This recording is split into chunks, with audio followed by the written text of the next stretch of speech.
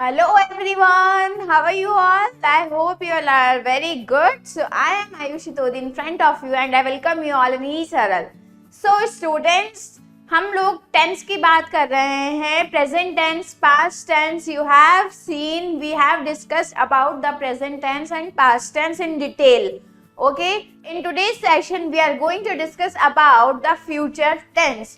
Okay, so future tense को आज हम अच्छे से उसको अंडरस्टैंड करेंगे, उसके बारे में पढ़ेंगे और देखेंगे कि फ्यूचर टेंस के स्ट्रक्चर्स क्या होते हैं, उसके सब टाइप्स क्या होते हैं और फ्यूचर टेंस को कब कब कैसे कैसे कहाँ कहाँ यूज किया जाता है. So are you all ready? Okay, so I am also ready. Let's get started. Fine, here we go students. Tense in which we talk about the future action or event are future tense. Basically, this tense mentions something which follows the spoken or written sentence. अब जैसे कि आपको नाम से ही पता चल रहा है, फ्यूचर मीन्स होता है हमारा आने वाला कल, भविष्य जिसे हम कहते हैं. So, future tense is all about the actions that will be done after today. Okay, मतलब tomorrow it will happen और day after tomorrow it will happen. It means जो अभी चल रहा है वो तो प्रेजेंट टेंस हो गया, प्रेजेंट कंटिन्यूअस हो गया, लेकिन आज के बाद जो कल होगा, परसों होगा या 2 साल बाद होगा, that will be your future tense. Okay, so for example we can see she will dance at the party tomorrow. So tomorrow she will dance. Okay, so इसको हम कैसे, फ्यूचर टेंस हो गया ना ये, कि वो कल पार्टी में डांस करेगी. सो ये फ्यूचर टेंस है आपका, कि अगर कल कोई काम होने वाला है, कोई एक्शन होने वाला है जिसका प्रेडिक्शन हम कर रहे हैं या फिर जिसके बारे में हम प्लानिंग आज कर रहे हैं, that will be your future tense. Fine, so now we will discuss about its subtypes. सो ये भी उसी की तरह सेम है, पास्ट और प्रेजेंट टेंस की तरह. तो इसमें भी 4 सब टाइप्स हैं. These are simple future, future continuous tense and future perfect tense and then future perfect continuous tense. So ये भी बिल्कुल सेम है आपके जैसे पास्ट और प्रेजेंट टेंस में, तो इसमें कोई आपको इशू नहीं होना चाहिए. Okay, so now firstly will see simple future tense. अब सिंपल फ्यूचर टेंस क्या होता है? The tense tells us about an action that has not occurred yet and will occur after saying or in the future. Okay, मतलब ऐसा कोई action जो अभी तक हुआ नहीं है, ठीक है, और वो कब होगा, कल होगा या फिर आपके बोलने के बाद होगा. जैसे कि मैंने अभी बोला कि कल जो है मैं मार्केट जाऊंगी, तो अभी मैंने ही बोल दिया, लेकिन एक्शन कब होगा, कल होगा. So that will be your simple future tense. Fine, इसका स्ट्रक्चर हम देख लेते हैं. Subject plus will shall. Will shall होता है बच्चों, इसमें मैं एक बहुत इंपॉर्टेंट बात आपको बताना चाहती हूँ. क्या होता था पहले, आई और वी के साथ में, इन दोनों के साथ में पहले यूज होता था शैल, ठीक है. बट नाउ ये एक अपडेट है आपके इंग्लिश लैंग्वेज में कि now you can use will with any kind of subject. Like अब आप आई के साथ भी और वी के साथ में भी विल यूज कर सकते हैं. That will not be considered as wrong, ठीक है. अगर आप विल यूज कर रहे हैं आई और वी के साथ में भी, सो वो कंसिडर रॉन्ग नहीं होगा, ठीक है. अब आप सारे सब्जेक्ट्स के साथ में विल यूज कर सकते हो. अगर आप शैल कर रहे हो that will be fine, but only I और वी के साथ में. बट अगर कंफ्यूज नहीं होना है, so you can use will with any kind of subject. Got it? चलिए, so subject plus will plus verb first form of the verb, और इसे हम कह सकते हैं will not speak V1 but first form of the verb and then object. Fine. चलिए अब इसके यूजेस देख लेते हैं, देन हम एग्जाम्पल्स देखेंगे कि कहाँ कहाँ पर जो है सिंपल फ्यूचर टेंस यूज होता है. This tense is used to make predictions about the future. They are not facts और certain statements but just predictions. मतलब किसी भी काइंड ऑफ प्रेडिक्शंस हो जो हम बोल रहे हैं या हम ऐसा सोच रहे हैं, इमेजिन कर रहे हैं, प्रिडिक्ट कर रहे हैं कि कल क्या होने वाला है, ठीक है. तो it's all about the simple future tense. कैसे?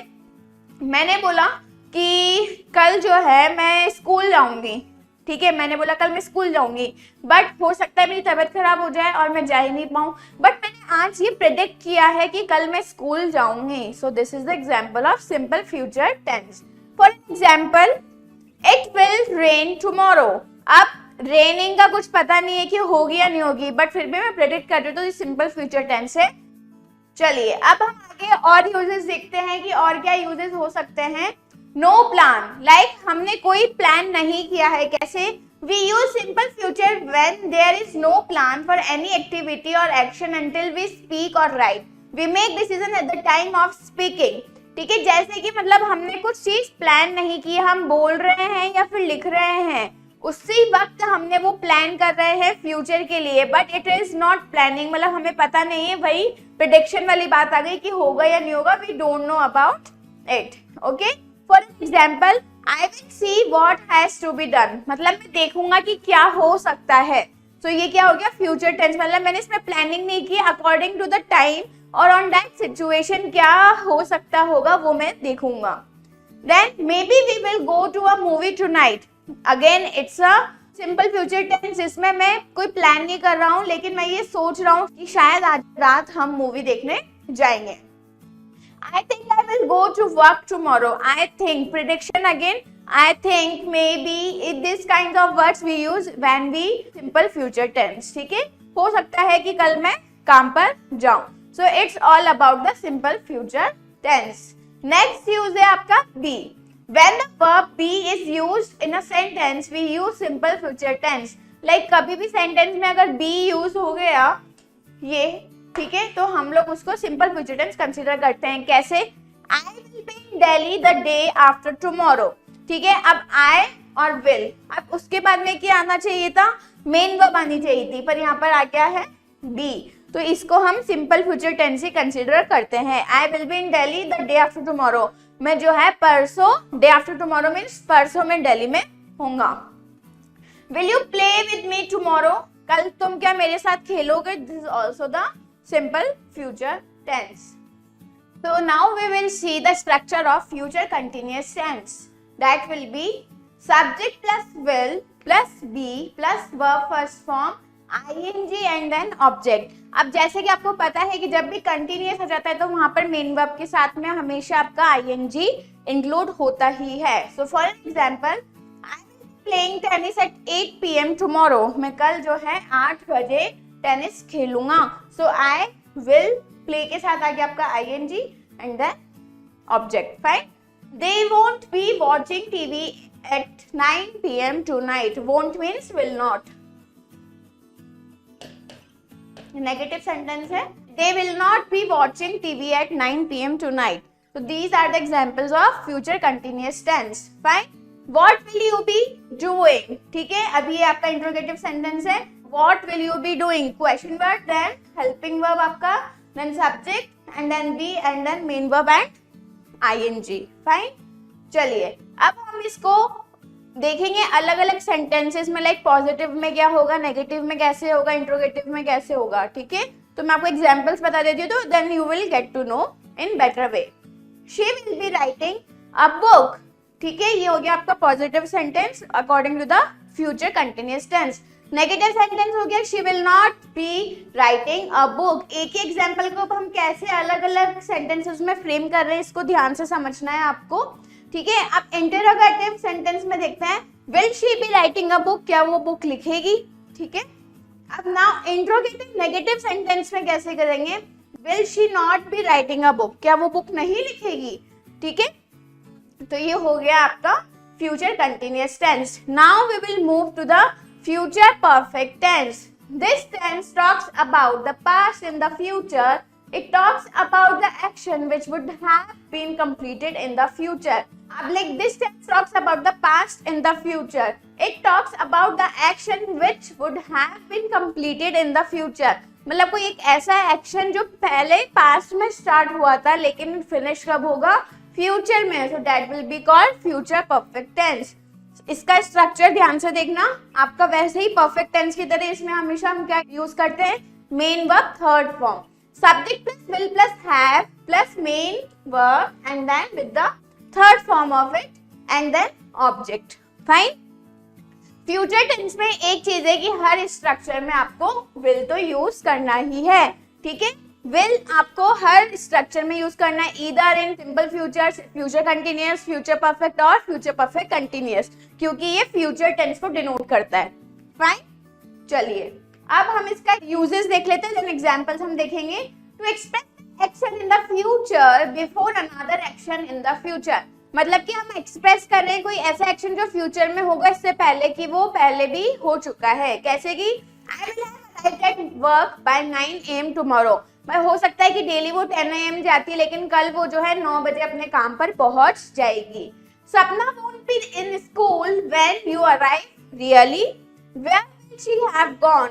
अब देखो यहाँ पर आ गया आपका फ्यूचर परफेक्ट टेंस और उसके पहले यूज हो रहा है आपका सिंपल फ्यूचर टेंस। फाइन, चलिए नेक्स्ट अब हम देखते हैं इसको सेंटेंसेस में, like different kind of sentences में कैसे हम फ्रेम करेंगे future perfect tense. Positive sentence में we will make like she will have written the book, she will have written the book. Okay, negative sentence में she will not have written the book. Interrogative में will she have written the book, क्या वो तब तक book लिख चुकी होगी, इसका मतलब ये है। देन इंटेरोगेटिव में we will write as will she have written the book। अब आपको ध्यान से देखना है, सबसे पहले आ रहा है आपका यहाँ पर helping verb, then subject and then आपका have written verb third form. Okay, then interrogative negative sentence में हम कैसे लिखेंगे, will she not have written the book। Subject के बाद में ही हमेशा आपका not आता है, ठीक है। So will she not have written the book। So this is all about the future perfect tense. I hope students you understood it in well manner. Okay. So now we will see the structure of future perfect continuous tense. That will be subject plus will plus have been। continuous है इसलिए been and then verb first form and then उसके साथ ing add होगा, object and then time। that will be very important for the perfect continuous tense जो differentiate करेगा continuous and perfect continuous को। examples हम देख लेते हैं। next month I will have been studying Chinese for 2 years। ठीक है, अब देखो according to the structure everything is covered in this example। कैसे, I will have subject and then have been आपका पूरा आ गया है इसमें, helping verb, studying main verb first form and then ing added, Chinese for 2 years object and then time is also mentioned। ये time है आपका, ठीक है। सो ये ऐसे एग्जांपल्स होंगे आपके फ्यूचर परफेक्ट कंटिन्यूअस टेंस के। When I come at 6 will you have been practicing long। जब मैं 6 बजे आऊंगा तो तुम क्या थोड़ी देर और प्रैक्टिस करोगे। सो ये हो गया आपका फ्यूचर परफेक्ट कंटिन्यूअस टेंस, ठीक है। तो चलिए अब हम इसको अच्छे से समझ लिया है आपने, अब आपको इसकी एक्सरसाइजेस सॉल्व करके देखनी है, ठीक है। ये ध्यान रखना है कि future perfect continuous tense and future continuous tense में कैसे आपको डिफरेंशिएट करना है टाइम फैक्टर को लेकर के। फाइन, चलिए ये थे आपके एग्जांपल्स, इसमें टाइम भी मेंशन है। Okay, so future perfect continuous tense का मतलब यही होगा कि कोई एक्शन जो फ्यूचर में स्टार्ट होगा लेकिन वो कुछ टाइम के लिए एक्टिव रहेगा, कंटिन्यू रहेगा, so that will be your future perfect continuous tense. So here we have finished all the details about future tense. Okay, we have seen simple future, we have seen future continuous, we have seen future perfect and future perfect continuous tense as well. Okay, so now students अब आप लोगों ने जो है present, past, future सब सारे tenses को अच्छे से समझ लिया है, पढ़ लिया है, ठीक है। स्ट्रक्चर्स को अच्छे से लर्न करना है, समझ करके लर्न करोगे ना तो आपको स्ट्रक्चर्स को लर्न करने में बहुत ईज हो जाएगा, ठीक है। समझना है, रटना बिल्कुल भी नहीं है।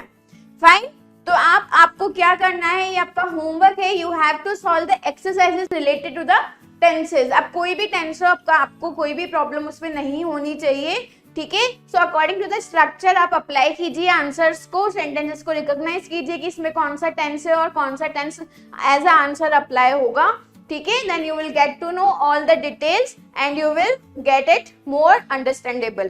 Fine, so keep practicing students and keep learning, keep smiling. Thank you.